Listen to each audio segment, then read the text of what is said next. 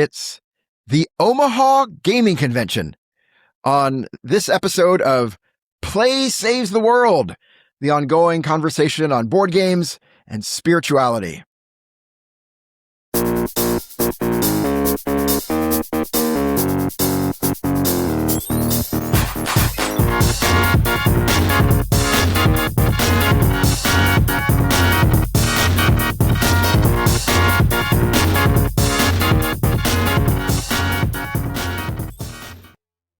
Well, hello, everyone, and welcome to this episode of Play Saves the World. My name is Daniel Hilty. My name is Kevin Taylor. And we are very grateful that you have decided to spend a little bit of your day with us. Thank you for watching the video on YouTube or listening to the podcast on your favorite podcast player. We are honored and grateful to get to be a little part of your day. And we hope that wherever you are, things are going well in your life. That's Kevin, right. I hope things are going well in your life. Yeah, things are great. Things are great. And you? Good. I am doing well. I'm doing well too. Thank you. We just got back from a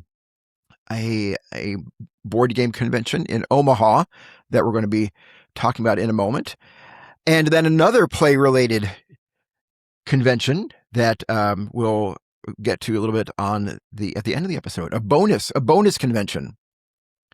Hey, Kevin, you're working magic. I am. Yeah, Kevin's doing bonus for content. our podcast listeners who don't see the video. Kevin is just doing incredible sleight of hand tricks. He's becoming a magician in front of my eyes. So that's great. That's great. So yeah, we what are you doing, Kevin? No, don't take your thumb off. No, okay. Is your thumb still attached? Are you okay? Okay. Good. All right. Thanks for caring. No, I care. Your thumbs are important, as is the rest of you. Thank you. You're welcome. I affirm your thumbs. So, Kevin, my wife Kristen and I, we attended the Omaha Gaming Convention the week before last. This was in part because we were not able to go to Geekway. So a couple episodes back, you reported on Geekway. I did. Which is the annual board game convention that you and I usually go to, along with a lot of other wonderful folks in St. Louis. That's the ones in Missouri. That's the one in Missouri. That's right. But this year, Kristen and I, my wife and I, weren't able to do that because of family commitments. Our daughter Maggie was graduating from college, and so proud and excited for her.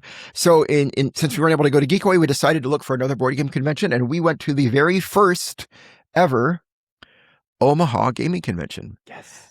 And it is in Omaha, Nebraska. Did you drive? We drove. It's about 5 hours from... I've never been in Nebraska. You know, I have to admit, we've only driven through it probably once or twice before. This is our first time staying in Nebraska. It was great. It was a really good experience.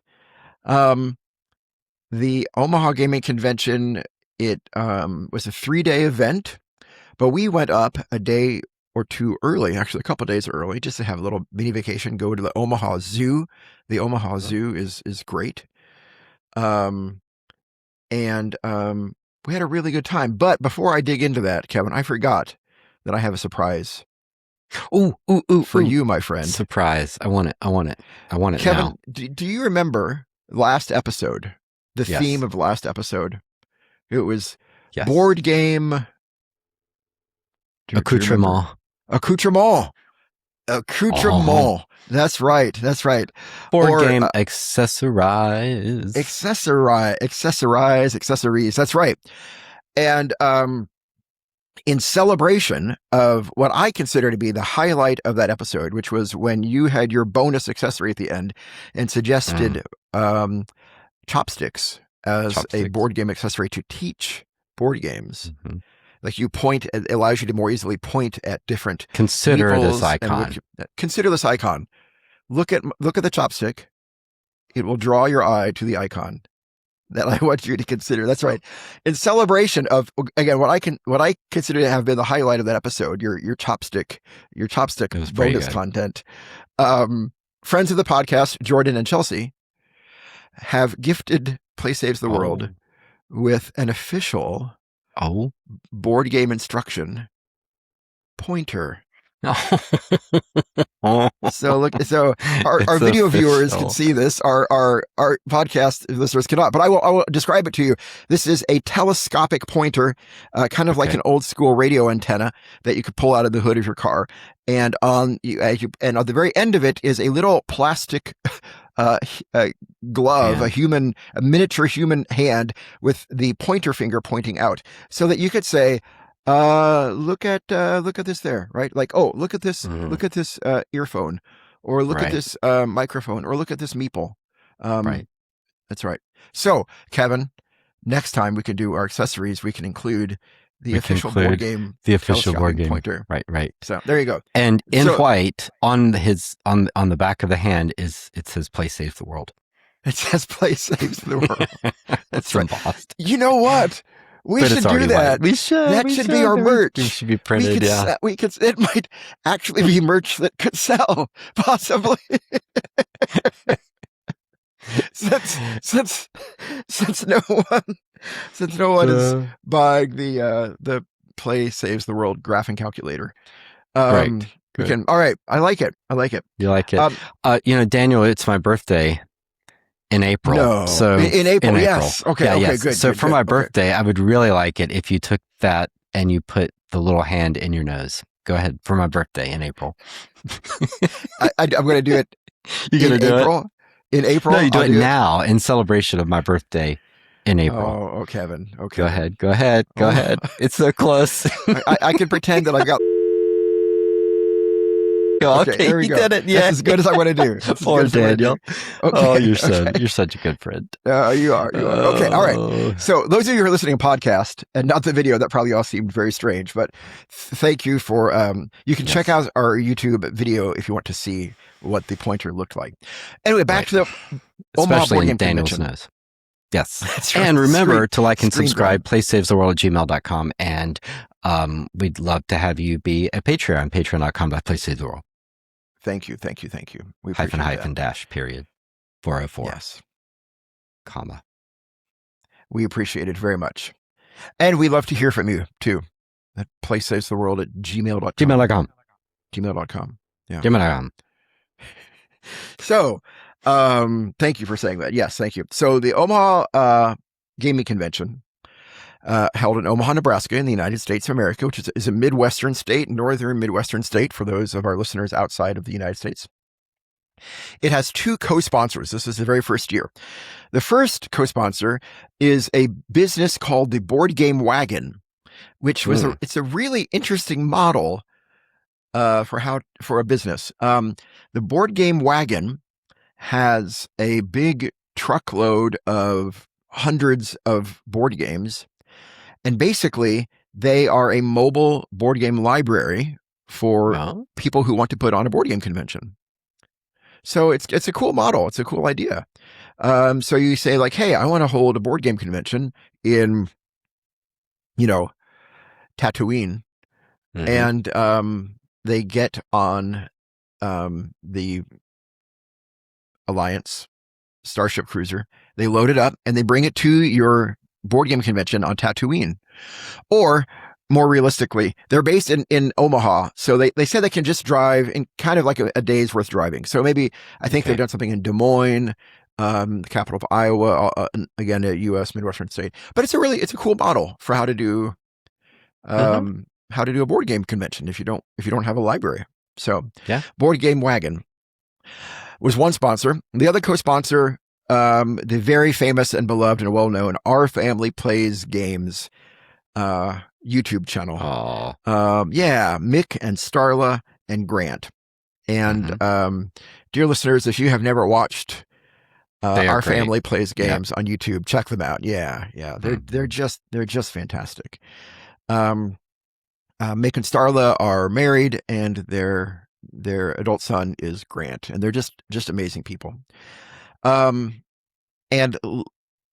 one of the most moving moments of the convention was when Starla from Our Family Plays Games um, got up to speak to address everyone.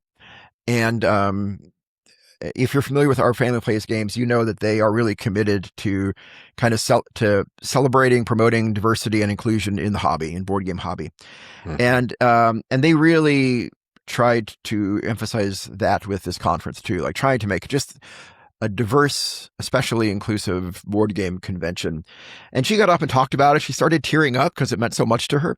And I think they really succeeded. Not that I've been to a lot of board game conventions, but I've been to some. And this was the most diverse convention that I've been to in terms of and you're meaning racially, ethnically, race, ethnicity, right. but also sexual orientation and gender identity, and just kind of a variety of human beings. And it was really cool.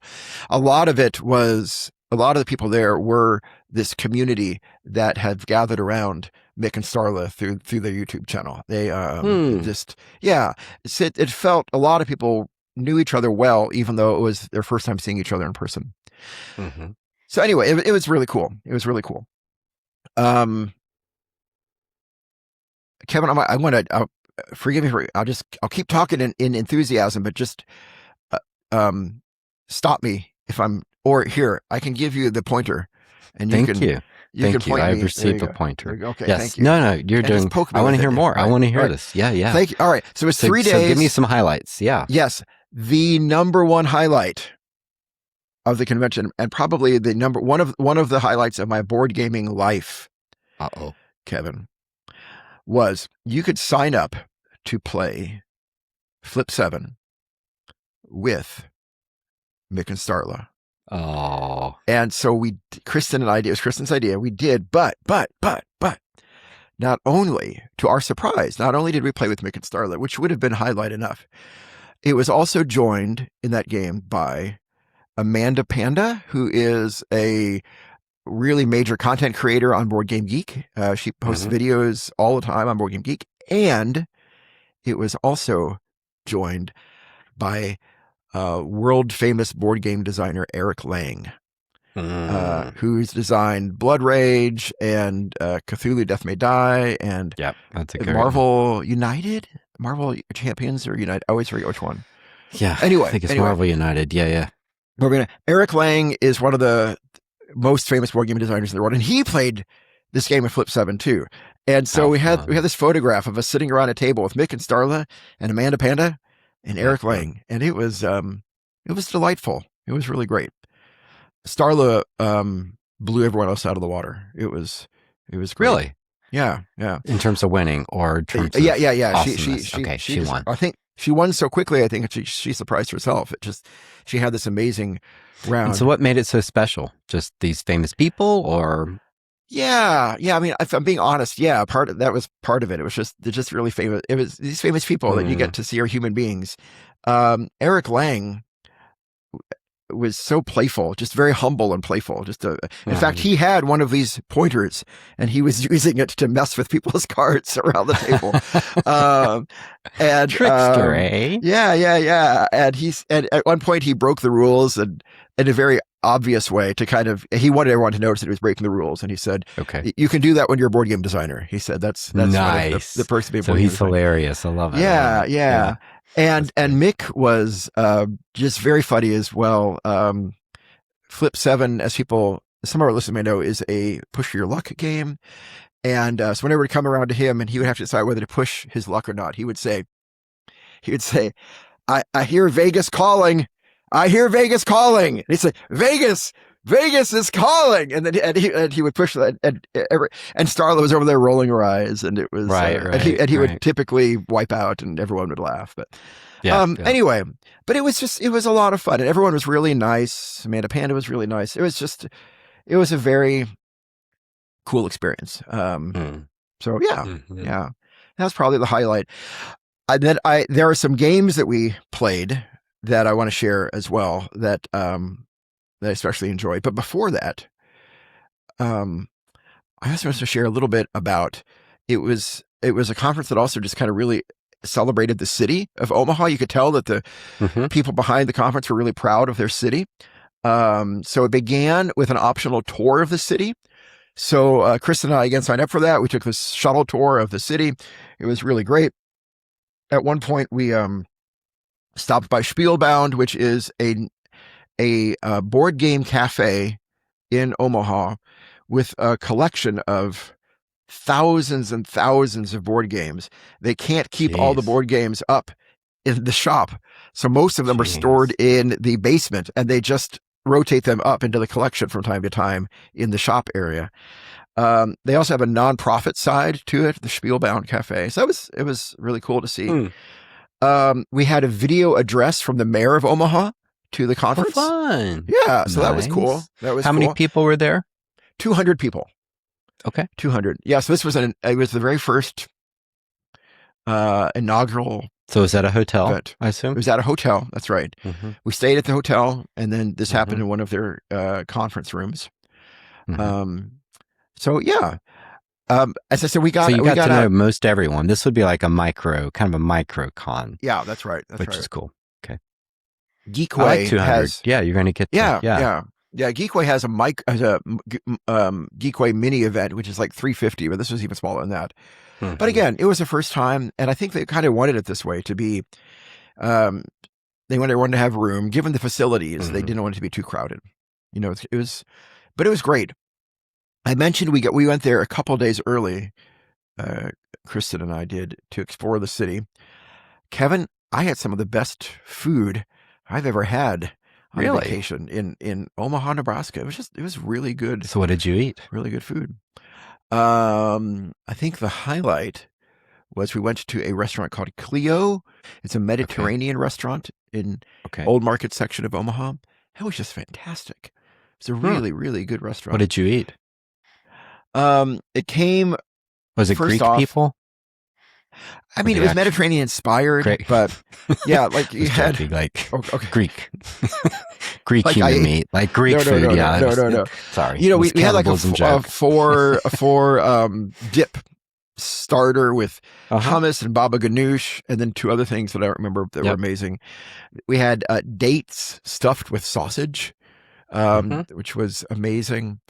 What else did we have? Some stewed chicken. Everything was just a great salad. It was just, the food was so good. Good eating in Omaha. And there was more, but we did not eat at one restaurant that I wanted to tell you about because I thought you might enjoy hearing about this. I Googled most unusual place to eat in Omaha, Nebraska. Okay. And Google is this a common thing you do? This might be the first time I've done it, but I just wanted to see what came up. We did not go to it, though it's very popular and gets good reviews, so I'm sure it's a good restaurant. We just didn't do it. It recommended this restaurant where it has a daily evening show. And the evening show is that while the diners sit safely behind plate glass windows, nice, the wait staff throws out the leftover food from the day before onto the back deck of the restaurant, and dozens of feral raccoons emerge from the woods and consume the leftovers, while all the diners that night watch the show that night of just dozens and dozens of feral raccoons eating the leftovers. Do they fight them, or they just go crazy? You can find photos online. I know. So then, I was describing this to friends of the podcast, Jordan and Chelsea, and I did not realize until later that I had mistyped. I was telling them in the text message about this. I mistyped my message, and I had told them that every night, people watch the leftovers being consumed by dozens and dozens of fetal raccoons. Which it's like the Alien movie. Terribly gross. Thankfully, they corrected my mistake after a while. But at first, they were confused. They thought they didn't quite picture how this was happening. But anyway, so that's kind of the convention. The in utero show will not begin. That's right. In a nutshell. would you like to hear about some games that we played? I want to hear about some games. Okay. So, Kevin, there was a game at Geekway that you said you enjoyed a lot. There were several that you enjoyed. Like, can you remember some of the games you enjoyed from Geekway? I enjoyed Tinby. Yes, that's the one. Tinby's good. Tinby. Yeah, Oh, we tried. one. That was a very Daniel game. Yeah. Well, yeah. You could probably. That's on brand because for you us, don't fire yes. missiles at anyone or blow anyone No, up. no. We played Tenby There's for no the first combat. time. We really really loved Tenby. nice, isn't it? Bought Yeah, a dude, copy for ourselves. Did you? Yeah, I yeah. almost did, but yeah, it's not a. I mean, it's a pricey. It's a pricey. I mean, I don't know. It's a card game, right? And so yeah, I was like, I don't know. I forget what the price point is. Yeah, I forget at the moment too. It's not unreasonable. I just didn't feel like spending that much on it. Yeah, but I probably would right now, right? I mean, I it's just me being mercurial. Mercurial. Yeah. That is but okay. yes, Tenby was great. I love the art. I love yeah, it was really great. Very soothing game. Yeah. Tableau. So even if you lose, you're kind of like, I built this 2 streets of a city. Like you feel smart. Yeah, so yeah. A lot of games do that, but I always appreciate it. I don't think we realize how much it's dependent on you paying attention to really, really small details on each card. Yes. Like you have to like really see, oh, there's a little bird there or a little how many mailboxes or whatever. And yeah. So that was great. A lot of fun. Oh, well, what else? I mentioned already we played Flip 7, which we'd played before. That was great. We played a game we never played before called Flip City. Which is a deck building game, and at some point you can upgrade your cards by flipping them over. It was fine. Yeah. We played a game called Pixies, a newer game that came out. It's kind of like a spiritual successor to Sea Salt and Paper. It's by the same company, Pandasaurus. Like a very, very small deck of cards with beautiful, charming art of these little pixies made out of forest matter. It was wonderful. We also bought a copy of Pixies, and we've played it since we've been home with friends. Pixies is a great game. It's Pixies. Haven't heard that one. It's a little 3x3 grid game, and you draft cards and you have to activate cards, and it's one of those games where the rules are simple, but you have to do a lot of thinking. It's a good game. We played an older game, Libertalia, the older version of it. I've been wanting to play that for a while. Yeah, I have to admit, it wasn't quite. It wasn't quite. We didn't get through it all. It wasn't quite our thing. You abandoned the game. Yeah. Right. I'd be eager to try the new version by Stonemeyer. I suspect it's probably Stonemeyer better. But anyway, they just wasn't for us. We finally got to play Container as a 5-player game. This is my copy. I bought Container, but I haven't played 5-player. So I brought it to the convention, played it. It's a great game. Have you played? Do you know about Container? No, but I know you've been bragging on it. I'm starting to think you no longer have faith in God, but faith in Container. So it's just a little observation. Just want to make sure you're doing okay. But yeah, you really like Container. I am aspiring to have faith in both God and and really, is it the told me spirit I of the could divine? put my God in my box, but God in my God in a box. But can't I? Is it the divine in all things, right? Including containers. Right. If God can make a rock too heavy for God to pick up, couldn't God put God's self in a container that couldn't contain him? That's kind of the idea of the Ark of the Covenant, right? It's kind of, they should do that as a sequel. I mean, isn't the idea of the Ark of the Covenant is God's in this box? Oh, yeah. You said Ark of the Covenant, and I know what you said, and I still pictured Noah's Ark. Because my brain can be really dumb, right? Like I just immediately was like, "Wait, God was on the Ark of Noah's Ark?" No. Yes, you're right. The Ark of the Covenant did all things. Sure. Yeah. Yeah, but especially on a throne, portable throne, which is pretty awesome. Yeah, that's true for the Ark of the Covenant, right? Yeah, but Container is a great game. Whether you're at it's you are producing containers of goods, and then you're selling them to other people. You have to set the price. And then once you buy them from other people, then you sell them to other people again, where you have to set the price, and they put them on their ships. Fun.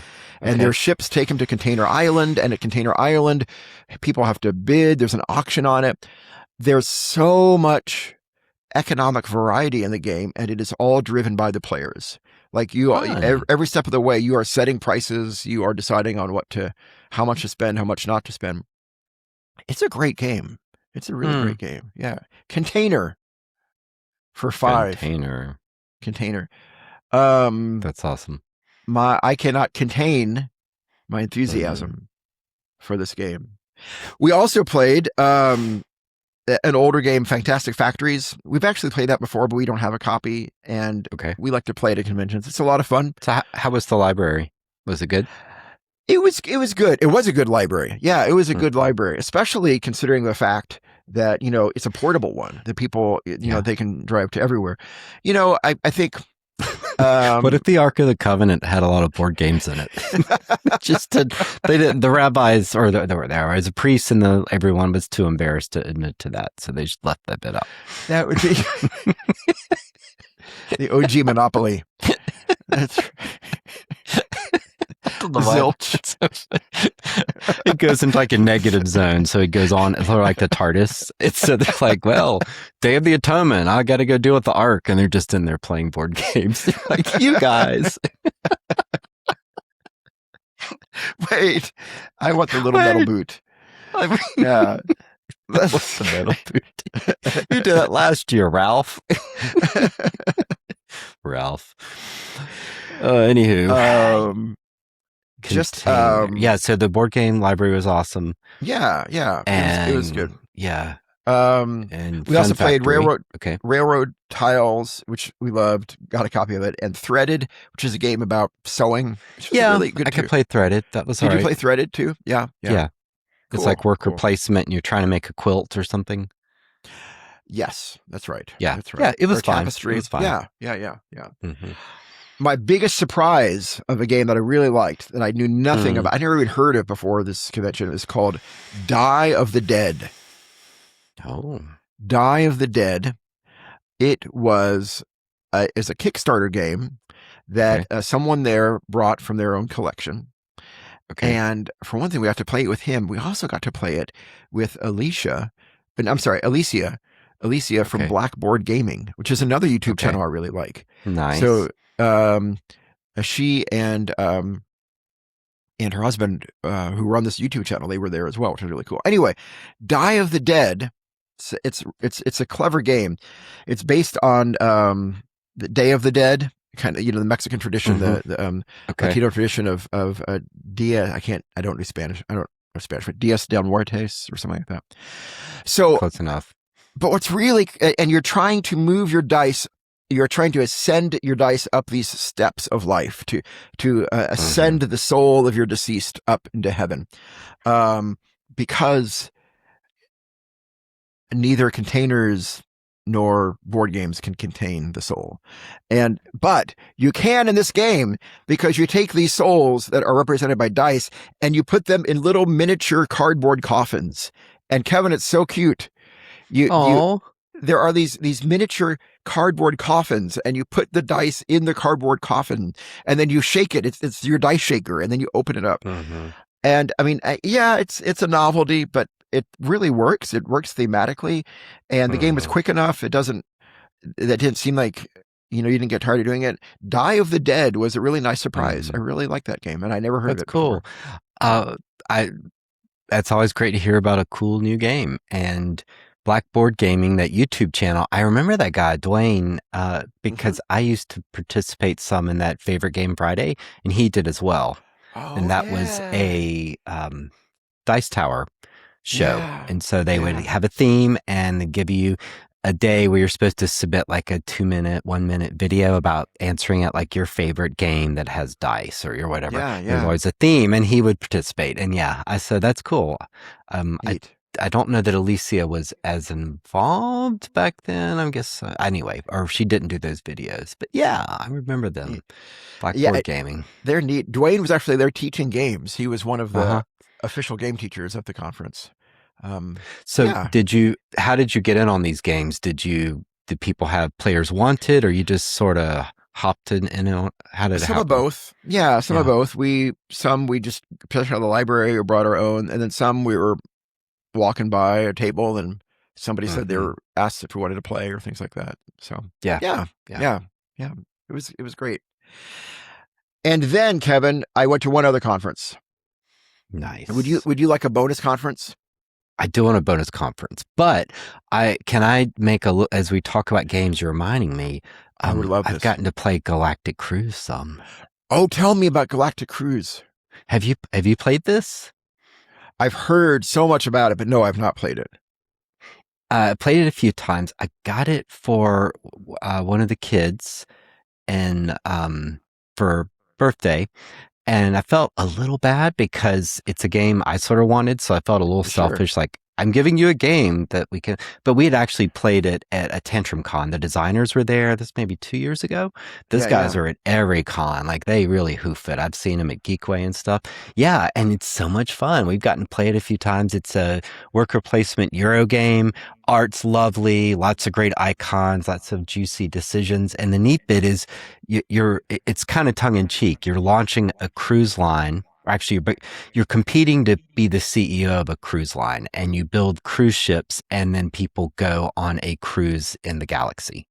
Oh, and so it's real kind of funny. Like you put stuff on your ship, and there's like a ping pong table or a board game convention.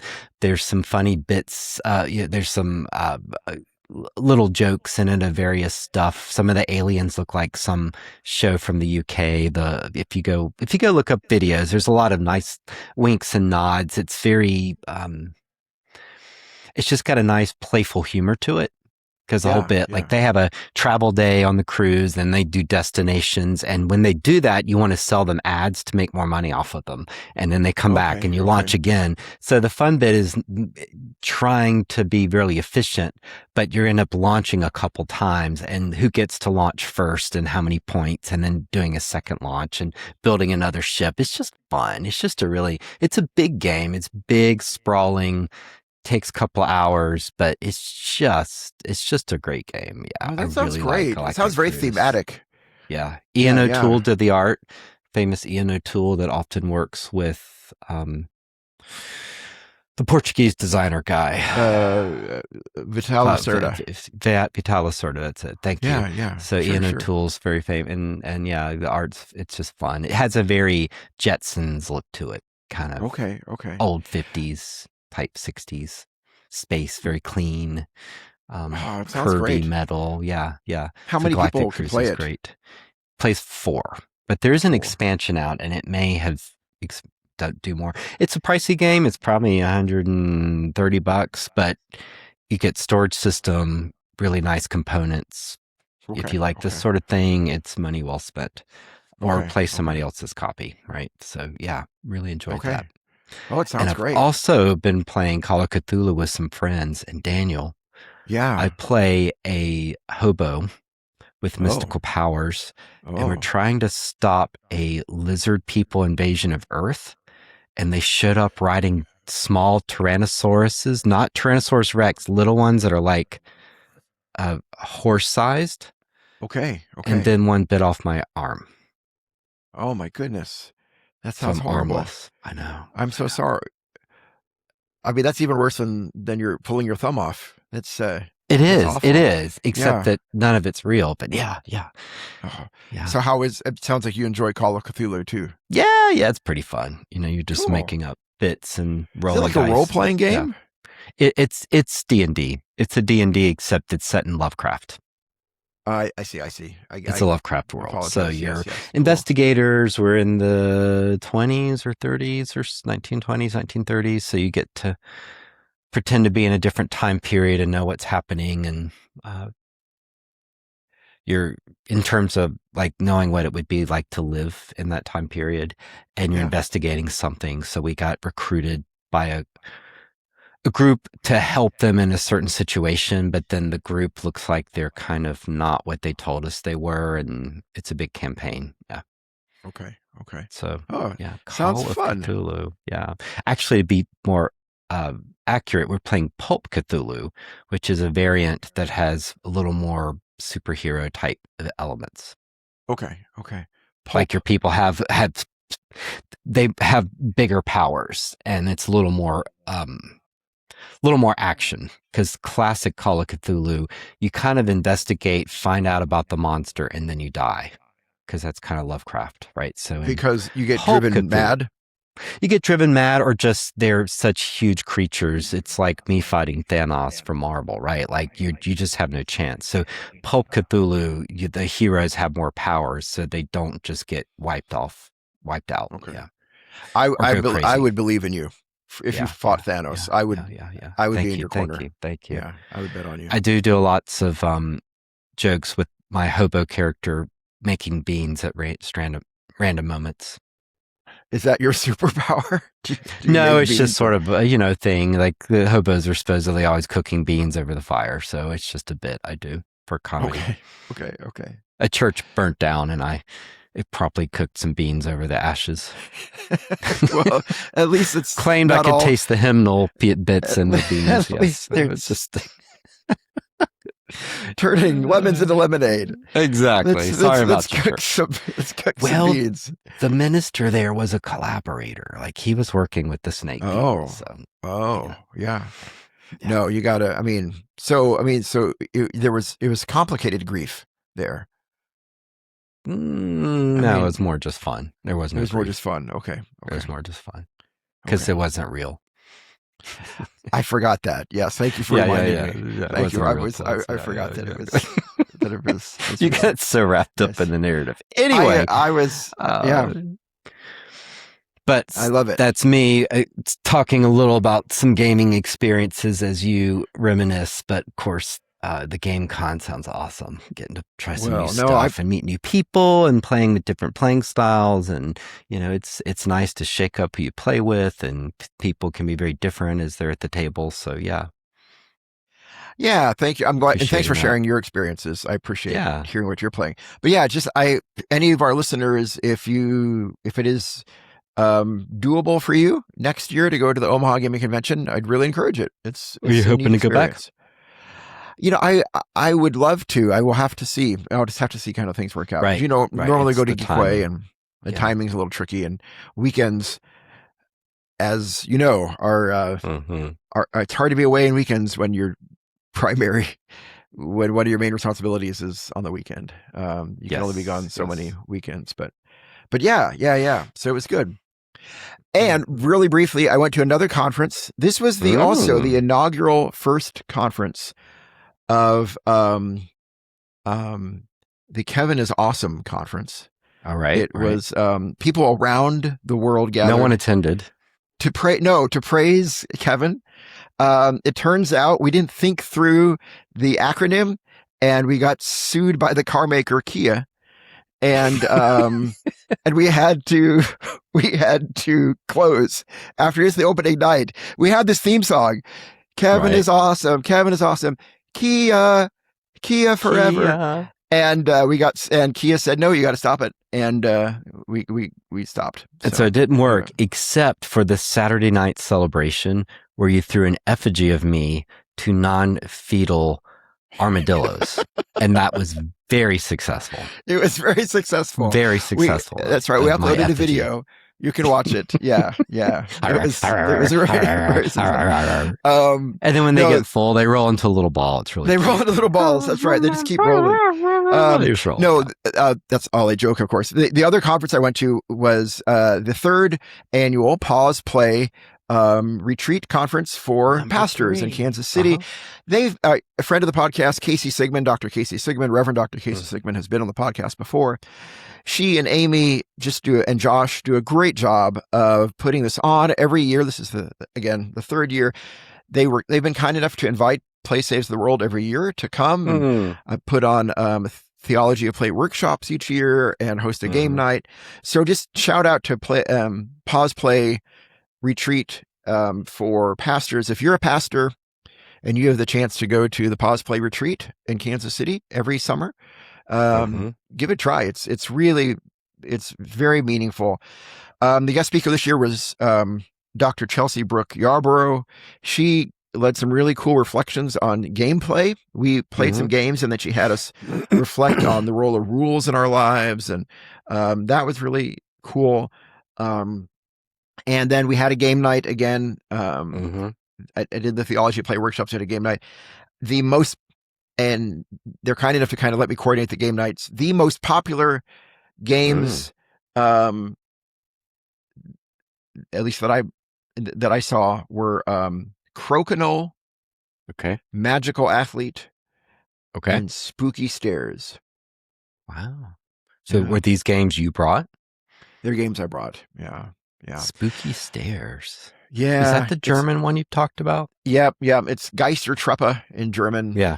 And but it was we had some children of pastors there, and so the children and some adults played together that game, and it's such a great game. Oh, cool. And then another participant brought another game, Dungeon Mayhem, that got played, that a lot of people seem to like that too. And so is that a D&D type thing where you do a dungeon crawl? And I think it's D&D themed. Yeah, it's D&D themed, but it's very, I think, very that. quick, and you'd use cards. Yeah. So health points. Yeah. So those are my two conferences. And I think great. That and diverse thing. Yeah. And a little bit of the Kevin is awesome. That's it. Conference. That's it. The armadillos are still going at it. Yeah. Kevin, I've done a lot of talking. Thank you for listening. That was so cool. So cool. It's neat that we are getting to, we get to go to Geekway and things, and yet we also go to some other cons and get to talk them up and see different things and different. You see how these game conventions have on different styles and how they work and how one is started, with the Omaha being the first one. And I mean, how cool is it to have a mobile gaming library? And I can see how it'd start. Like, you and some friends maybe have a great combined library, and you say, we could just make some money on the weekends with this. I guess how it started. Yeah, it's a good model. So, and we would love to hear from our listeners. If you have a convention that you would recommend, please let us know. You can leave it in the comments below this video if you're watching on YouTube, or send us an email if you're listening to the podcast. Again, playsavestheworld@gmail.com. What's a good convention to go to? Yeah, what's your favorite? Why? And I'm especially interested what makes them different, because I've commented that Geekway really stresses the play to win, and Tantrum Con does a lot more with the teaching games that are real popular. Like, there's 2 rooms of just people teaching games, and then they do a food and game thing where you can win a game. Like, they have food at the table with the games, which seems so weird. So they've got a name for it that's escaping me. But yeah, they do some unique things that I don't see at Geekway, despite Geekway being almost maybe twice as big, maybe 3 times as big. Yeah. Wow. Well, Kevin, do you want to tell our listeners and our viewers about the very special guests on our next episode? I do want to tell. Yeah, I'm so excited about this. Our next episode, we are welcoming all about who you know. We're welcoming some very special guests. And who you meet. That's right. And who did you meet? You want me to say? Yeah. Say it. At the Omaha Gaming Convention, I met Nick and Starla and Grant of Our Family Plays Games, and so awesome. They're going to be our guests next episode, the Our Family Plays Games crew. So I'm so excited and grateful for their being willing to be on the podcast. It's going to be awesome, and we're going to talk to them. They know that we're on spirituality and faith and games, so we'll be talking not only about their channel and the convention, but also kind of about their spiritual journeys and how their faith journeys have impacted their gaming, and how their gaming has impacted their faith journey, and all of that. I think it's going to be fantastic to have them That's on right. the episode. I'm so excited about it. Yeah, that will drop. I was just checking August, maybe August 16th. Might be the week after, but somewhere around there. Yeah. Okay.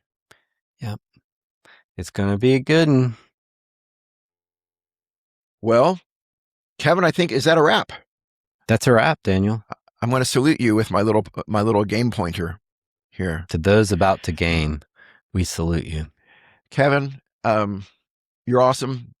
Thanks for listening to me talk this hour. I'll try to do less talking next time. Listeners and viewers, thanks for watching and for tuning in. We really appreciate you more than we can say. And that's right. And yeah, we hope that life is good for you at this moment. That's right. That's right. Yeah. All right, friends. Goodbye. Bye-bye.